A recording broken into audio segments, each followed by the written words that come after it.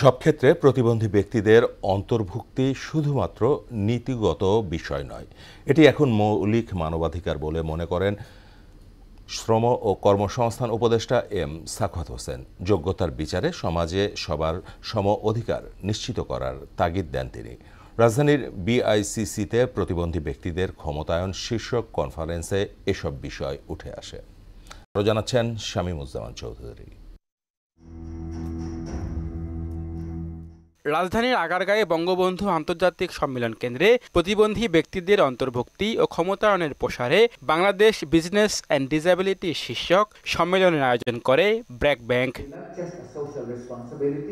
কর্মসংস্থান বৃদ্ধিতে প্রতিবন্ধী ব্যক্তিদের আরও সুযোগ তৈরির পাশাপাশি চাকুরিতে যোগ্যতার মাপকাঠিতে সবার সঙ্গে তুলনা না করে আলাদা দৃষ্টিকোণ থেকে বিবেচনা করার দাবি জানানো হয় সম্মেলনে। ব্র্যাক ব্যাংক যেন কমপক্ষে 50% এসএমইদের সাথে থাকে, 50% ব্যবসায়ী জন এসএমইদের সাথে করে, সেটার মটো নিয়ে আমরা জানি শো করেছি। প্রতিবন্ধীদেরকে এখানে ইনক্লুসিভ করার জন্য যে প্রসেসগুলি রয়েছে, যে ধাপগুলি রয়েছে, সেটা অনেক ক্ষেত্রে অপূর্ণ থেকে যায়। সরকারি বেসরকারি সব জায়গাতে আমরা যেন সেই সুযোগটা পাই।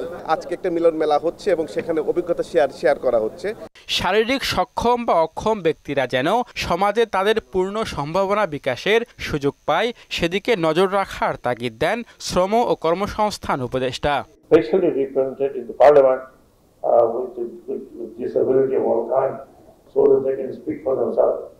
Not that every person or every member parliament just talking about without feelings. সমাজকে নতুন রূপ দিতে সব ক্ষেত্রে ন্যায্যতা আর সম অধিকার নিশ্চিত করতে সরকার আন্তরিক বলেও জানান এম সাখাওয়াত হোসেন।